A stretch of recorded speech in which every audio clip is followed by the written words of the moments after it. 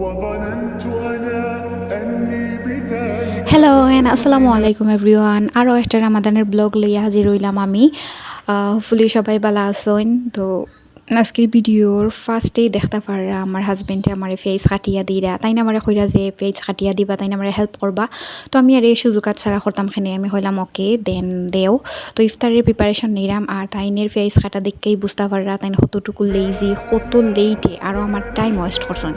দেন হলগে আমরা ইফতার রেডি করে লিছি। আর ইফতারও আজকে ইনভাইটেড আসলা আমার ফুফা অ্যান্ড ফুফু শাশুড়ি। তারা তারা আইসলা আমার হাজবেন্ডরে দেখাত, যেহেতু তাইন দেশও আইসইন অনেক বছর পর, তাইনরে দেখাত আইসলা। তো ইফতার টিফতার শেষ হইয়া তারা বিদায় হইয়া অনেকক্ষণ রেস্ট নিলাম। তারপর তাইনরে হইলাম আও তোমার ফেসটা একটু আমি ঠিক করিয়া দিই। দেন আমি অনের মাঝে ফেস প্যাক লাগাইয়া দিছি।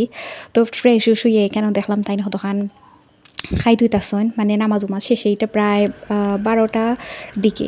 তারপর আমি চিন্তা করলাম যে কিছু স্ন্যাক্স বানাই। তো আমি একটা কোরিয়ান রামেন কিনে আনছিলাম, দেন ওটা আমি বানাইলাম। তারপর একটা এক পুচ হরলাম, এক পুচ ছাড়া রামেন মানে আনকমপ্লিট লাগে। দেন আমি বানাইলাম, এটা বানানির পরই তাই উঠতে বই গেছেন। আর তাই আমার ভিডিও করিরা, মানে এলাখান খেয়েও আমার ভিডিও করছে না কোনো সময়, আমার কিলাখান লাগছে। তো ফেস ইমোজি দিয়ে শেয়ার করলাম।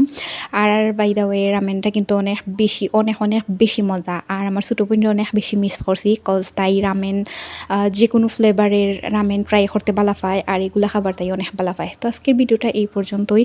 ভালো লাগলে লাইক কমেন্ট শেয়ার করবা। থ্যাংকস ফর ওয়াচিং এন্ড আসসালামু আলাইকুম এভরিওয়ান, বাই।